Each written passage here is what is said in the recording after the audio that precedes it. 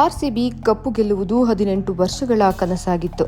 ಪ್ರತಿ ವರ್ಷವೂ ಈ ಬಾರಿ ಕಪ್ ನಮ್ದು ಅಂತಾನೆ ಆರ್ಸಿಬಿ ಅಭಿಮಾನಿಗಳು ಹೇಳ್ತಾನೆ ಬರ್ತಿದ್ರು. ಕೊನೆಗೂ 18ನೇ ವರ್ಷಕ್ಕೆ ಆರ್ಸಿಬಿ ಕಪ್ ಗೆಲ್ಲುವ ಮೂಲಕ ಅಭಿಮಾನಿಗಳ ಮನತಣಿಸಿತ್ತು.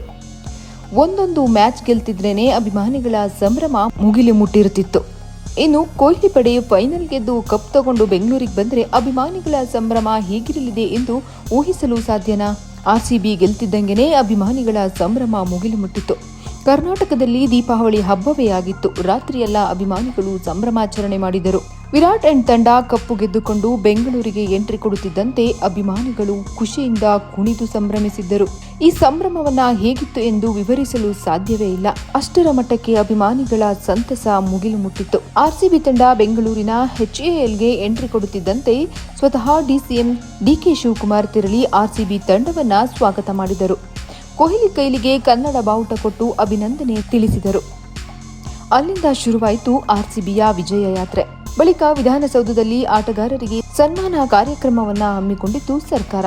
ಮತ್ತೊಂದು ಕಡೆ ದೊಡ್ಡ ಮಟ್ಟದ ಸಂಭ್ರಮಾಚರಣೆಗೆ ಸಿದ್ಧವಾಗಿತ್ತು ಚಿನ್ನಸ್ವಾಮಿ ಸ್ಟೇಡಿಯಂ.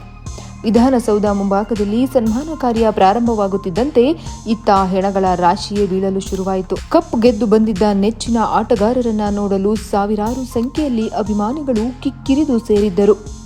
ವಿಧಾನಸೌಧದ ಮುಂಭಾಗದಲ್ಲಿ ಸಾವಿರಾರು ಸಂಖ್ಯೆಯಲ್ಲಿ ಜನ ಸೇರಿದ್ರೆ ಮತ್ತೊಂದು ಕಡೆ ಚಿನ್ನಸ್ವಾಮಿ ಸ್ಟೇಡಿಯಂ ಗೇಟ್ ಮುಂದೆ ಅಭಿಮಾನಿಗಳು ಜಮಾಯಿಸಿದ್ದರು. ಸ್ಟೇಡಿಯಂ ಗೇಟ್ ಓಪನ್ ಮಾಡುತ್ತಿದ್ದಂತೆ ಅಭಿಮಾನಿಗಳು ಒಮ್ಮೆಗೆ ಒಳಗೆ ನುಗ್ಗಿದರು.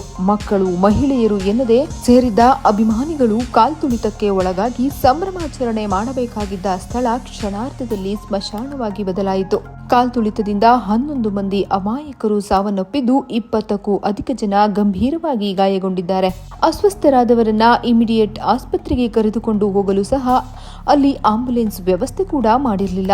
ಪೊಲೀಸರೇ ತಮ್ಮ ಹೆಗಲ ಮೇಲೆ ಹೊತ್ತುಕೊಂಡು ಹೋಗುತ್ತಿರುವ ಒಂದಿಷ್ಟು ದೃಶ್ಯಗಳು ನೋಡಿದರೆ ನಿಜಕ್ಕೂ ಕರುಳು ಹಿಂಡುವಂತಿದೆ. ಸಾವಿರಾರು ಸಂಖ್ಯೆಯಲ್ಲಿ ಕಿಕ್ಕಿರಿದು ತುಂಬಿದ್ದ ಅಭಿಮಾನಿಗಳನ್ನ ನಿಯಂತ್ರಿಸಲು ಪೊಲೀಸರು ಸಹ ಹರಸಾಹಸ ಪಟ್ಟರು. ಆದರೂ ಪರಿಸ್ಥಿತಿ ಕೈಮೀರಿ ದೊಡ್ಡ ದುರಂತವೇ ಆಗಿ ಹೋಗಿದೆ. ಸಂಭ್ರಮಾಚರಣೆ ಮಾಡಬೇಕಿದ್ದ ಸ್ಥಳ ಸ್ಮಶಾನವಾಗಿ ಬದಲಾಗಿದೆ. ಪರಿಸ್ಥಿತಿಯನ್ನು ನಿಯಂತ್ರಿಸಲು ಪೊಲೀಸರು ಲಾಠಿ ಚಾರ್ಜ್ ಸಹ ನಡೆಸಿದ್ದಾರೆ. ಯಾವುದೇ ಮುನ್ನೆಚ್ಚರಿಕೆ ಕ್ರಮಗಳಿಲ್ಲದೆ ದಿಢೀರಂತ ಸೆಲೆಬ್ರೇಷನ್ ಪ್ಲಾನ್ ಹಾಕಿಕೊಂಡಿದ್ದು ನಿಜಕ್ಕೂ ದುರಂತ. ಒಂದು ಮ್ಯಾಚ್ ವಿನ್ ಆದ್ರೇನೆ ಸಾಕು, ನಮ್ಮ ಆರ್ಸಿಬಿ ಫ್ಯಾನ್ಸ್ ದೊಡ್ಡ ಮಟ್ಟದಲ್ಲಿ ಸೆಲೆಬ್ರೇಟ್ ಮಾಡುತ್ತೆ. ಇನ್ನು ಕಪ್ ಗೆದ್ದು ಬರ್ತಿದ್ದಾರೆ ಅಂದ್ರೆ ಸೆಲೆಬ್ರೇಷನ್ ಯಾವ ಮಟ್ಟಕ್ಕಿರುತ್ತೆ ಎನ್ನುವುದು ಕೂಡ ಸರ್ಕಾರ ಊಹಿಸಿಲ್ವಾ?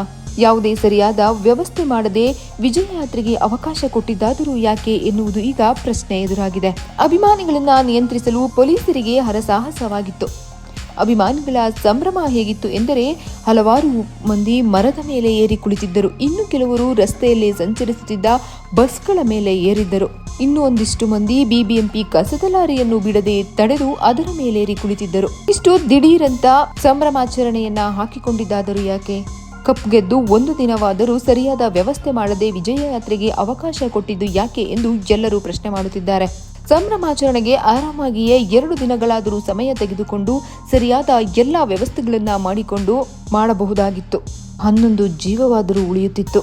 ಈಗ ಹೋದ ಅಮಾಯಕ ಜೀವಕ್ಕೆ ಹೊಣೆ ಯಾರು?